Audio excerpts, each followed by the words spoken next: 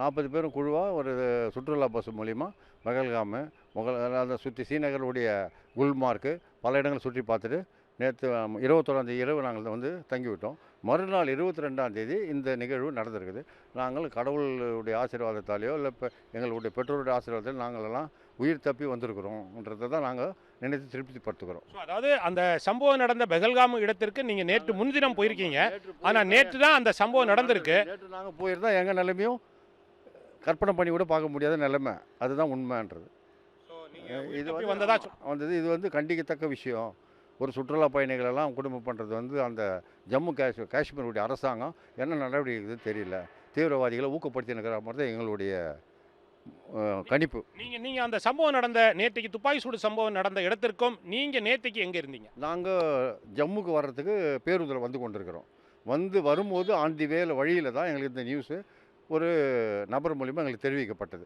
நாங்கள் ஜம்மு வந்து அடைஞ்சது நைட்டு இரவு 1:30 மணிக்கு தான் அங்கே வந்தோம். அதுக்கப்புறம் தனி பேருந்து மூலிமா டெல்லி வந்தாருந்தோம். இந்த செய்தியை இங்கே இருக்கிற தமிழ்நாடு இல்லத்துக்கு தெரியப்படுத்துகிறோம். அவங்க தக்க ஏற்பாடுகளை செய்து எங்களுக்கு அழைத்து இங்கே வந்து எங்களுக்கு செய்ய வேண்டிய தங்கறதுக்கு உணவு எல்லாம் அரேஞ்ச் பண்ணியிருந்து எங்களை ரிசீவ் பண்ணி கொண்டு வந்து இங்கே தங்க வச்சுருக்காங்க. இங்கே முடிச்சுட்டு இன்றைக்கு இரவு நாங்கள் எங்களுடைய ப்ரோக்ராம் பிரகாரம் நாங்கள் நைட்டு சென்னை திரும்புகிறோம். ஸோ நேற்றுக்கு நீங்கள் அந்த பெகல்காமில் முந்தா நாளைக்கு இருந்திருக்கீங்க. நேற்றுக்கு அந்த துப்பாக்கி சூடு சம்பவம் நடந்திருக்கு. ஏராளமானோர் பலியாக இருக்கிறாங்க. நீங்கள் ஜம்முக்கு வர வழியில் தான் அந்த தகவல் உங்களுக்கு கிடைச்சது இல்லையா? ஸோ உங்களுடைய மனநிலை எப்படி இருந்தது? அதை நாங்கள் நினச்சி பார்க்கவே ரொம்ப பயமாக இருக்குங்க. ஏன்னா நாங்கள் இருந்தப்போ எங்களுடைய குழுக்களுக்கு இது நடந்திருந்தா யாருக்கு என்ன நடந்திருக்குன்னு ஒரு அதிர்ச்சியாகவே இருக்குது. ஏன் நாங்கள் இவ்வளோ தூரம் ரிஸ்க் எடுத்து வந்தோன்ற மாதிரி கூட அந்த நேரத்தில் நாங்கள் ஃபீல் பண்ணுற மாதிரி இருந்தது. நீங்கள் வரும்போது என்னென்ன கஷ்டப்பட்டீங்க? நீங்கள் இங்கேருந்து போன அந்த பேருந்துலேயே திரும்பி வந்தீங்களா இல்லை வேறு பேருந்து? நாங்கள் போனது போன வழி திருப்பி அதே வழியில் தான் வந்திருக்கணும். ஆனால் அதுக்கு 2 நாளைக்கு முந்தி அங்கே ஒரு 10 கிலோமீட்டருக்கு நிலச்சரிவால் வர நாங்கள் திருப்பி வர வழி அடைஞ்சு போச்சு. அதனால் அங்கேருந்து சின்ன வண்டிங்களை வச்சு நாங்கள் அது என்ன ரோட்டு சார் அது மொகல் ரோடுன்ற ஒரு குறுகிய பாதை வழியாக இங்கே நாங்கள் ஜம்மு காஷ்மீர் வந்திருக்கணும் ட்ரெயினுக்காக. ஆனால் அதுவும் சேர முடியல. குறிப்பிட்ட நேரத்தில் சேர முடியாமல் அந்த ட்ரெயினையும் மிஸ் பண்ணிட்டோம். இந்த சம்பவம் நடந்ததுக்கு பிறகு என்னென்ன நீங்கள் இடர்பாடுகளை சந்தித்து நீங்கள் தலைநகர் டெல்லிக்கு வந்திருக்கீங்க? அதாங்க நாங்கள் வரும்போது வரத்துக்கான பாதைகள் இல்லை. அதனால் ரொம்ப கஷ்டப்பட்டு ஒரு 15 மணி நேரம் நாங்கள் சின்ன வண்டியில் சாப்பாடு தூக்கம் சரியான முறையில் இல்லாமல் நைட்டு ட்ரெயின் 9:40க்கு உள்ள ட்ரெயினை 10:30 மணிக்கு தான் எங்களால் சேர்ந்த முடிஞ்சுது. 10:30 மணிக்கு அங்கே எங்களுக்கான டிஃபனோ நைட்டு உணவு எதுவும் கிடைக்கல. ஒரு டீ பிஸ்கெட்டு பன்னு என்ன கிடச்சதோ அதை சாப்பிட்டுட்டு அதுக்கப்புறம் ஒரு ப்ரைவேட் வண்டி பேசி டெல்லி இப்போ தான் ஒரு 1:30-2 மணி பக்கம் சேர்ந்துருக்கோம்.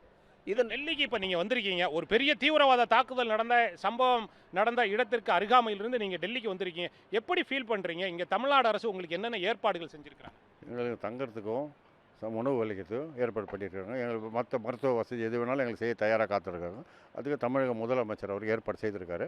இப்போ எங்களுக்கு அந்த ஏற்பாடு எங்களுடைய குழு ஆட்கள்லாம் உணவு வந்தீங்கன்னு எல்லாம் அவங்களுடைய ஃப்ரெஷ் ஹவுஸு வாஷ்ரூம் எல்லாம் போக வேண்டிய எல்லா ரூமெல்லாம் எங்களுக்கு தந்துருக்குறாங்க. எல்லாம் முடிச்சு எப்போ தமிழ்நாட்டுக்கு சொல்கிறீங்க? தமிழ்நாட்டுக்கு இன்று இரவு 9 மணிக்கு புறப்படுறோம். இங்கேருந்து சென்னைக்கு நான் வெள்ளிக்கிழமை காலையில் போய் அடைஞ்சிடுவோம். ஸோ உங்களை மாதிரி இங்கே ஜம்மு காஷ்மீர் மாநிலத்தில் நீங்கள் தமிழர்கள் நிறைய பேர் இருக்கிறாங்களா? அவங்கள யாராவது நீங்கள் பார்த்து? இல்லை, தமிழ்நாடு பார்த்து நாங்கள் போன ஏரியாவில் பார்த்துருப்போம். பட் கான்டாக்ட் பண்ண முடியும். அதாவது ஒரு பெரிய ஏரியாவில் ஆயிரக்கணக்கான சுற்றுலா பயணிகள் வரும்போது எங்களுக்கு நிறைய இருக்காங்களா? இந்த வாட்டி நிறைய வராங்க. இதெல்லாம் வராங்க. எல்லா மகாராஷ்டிரா கர்நாடகா எல்லா மாநிலமும் ஃபாரினர்ஸு வெளிநாட்டவர்களும் வந்திருக்காங்க.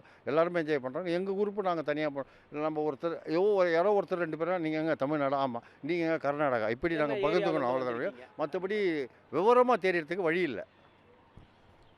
ஜம்மு காஷ்மீர் மாநிலத்தில் நடந்த துப்பாக்கி சூடு சம்பவம் நாட்டையே உலுக்கி இருக்கிறது. அங்கிருந்து தப்பியவர்கள் தொடர்ந்து அந்தந்த மாநிலங்களுக்கு சென்று கொண்டிருக்கிறார்கள். விமானங்கள் மூலமாக, ரயில்கள் மூலமாக அல்லது வாகனங்கள் மூலமாக, பஸ்கள் மூலமாக அங்கிருந்து தப்பி பிழைத்தால் போதும் என்று நிறைய பணம் கொடுத்து தலைநகர் டெல்லி மட்டுமல்லாமல் பல்வேறு இடங்களுக்கு சொந்த ஊர்களுக்கு செல்வது முயற்சியில் ஈடுபட்டு கொண்டிருக்கிறார்கள். தமிழகத்தை பொறுத்தவரையில் ஏற்கனவே 28 பேர் ஸ்ரீநகர் பகுதியில் ஒரு ஓட்டலில் தங்க வைக்கப்பட்டிருக்கிறார்கள். அது மட்டுமல்லாமல் 3 பேர் நேற்றைய தினம் நடந்த துப்பாக்கி சூடு சம்பவத்தில் காயமடைந்து தற்போதும் மருத்துவமனையில் சிகிச்சை பெற்றுக் கொண்டிருக்கிறார்கள். அதில் ஒருவர் சிகிச்சை பெற்று விரைவில் இன்று மாலை சென்னைக்கு அழைத்து வரப்படுகிறார். சென்னைக்கு அழைத்து வரப்படும் அவர் அங்கு சென்னையில் இருக்கின்ற மருத்துவமனையில் தீவிர சிகிச்சை கொடுப்பதற்காக தமிழ்நாடு அரசு ஏற்பாடுகள் செய்து கொண்டிருக்கிறது. தலைநகர் டெல்லிக்கு வந்திருக்கின்ற இந்த 40 தமிழ்நாட்டைச் சேர்ந்தவர்களும் திராவிட முன்னேற்ற கழகத்தினுடைய எம்பியாக இருக்கின்ற திருச்சி சிவா, அதே போன்று டெல்லியில் இருக்கின்ற தமிழ்நாடு பிரதிநிதி AKS விஜயன் உள்ளிட்டோர் வரவேற்று அவர்களுக்கு தேவையான உதவிகளை செய்து கொண்டிருக்கிறார்கள். இன்று இரவு 9:30 மணிக்கு டெல்லியிலிருந்து புறப்படுகின்ற தமிழ்நாடு எக்ஸ்பிரஸ் ரயிலில் அவர்கள் சென்னை புறப்பட இருக்கிறார்கள். நாளை மறுநாள் காலை 7 மணிக்கு சென்னை எம்ஜிஆர் ரயில் நிலையம் வந்து அடைகிறது. அந்த ரயில் அங்கிருந்து அவர்கள் சென்னையில் இருக்கின்ற பல்வேறு இடங்களுக்கு செல்வதுதான் அவர்களது திட்டமாக இருக்கிறது. இவர்களை மட்டுமல்லாமல் ஜம்மு காஷ்மீர் மாநிலத்தில் பல்வேறு இடங்களில் சிக்கி தவித்துக் கொண்டிருக்கின்ற தமிழர்களை சென்னை மட்டுமல்லாமல் அவர்களது சொந்த இடங்களுக்கு அழைத்து செல்வதற்கான ஏற்பாடுகளை தமிழ்நாடு முதலமைச்சர் மு.க. ஸ்டாலின் அவர்களுடைய உத்தரவின் பேரில் தமிழ்நாட்டினுடைய சிறப்பு பிரதிநிதி AKS விஜயன் மற்றும் எம்பியாக இருக்கின்ற திருச்சி சிவா ஆகியோர் செய்து கொண்டிருக்கிறார்கள்.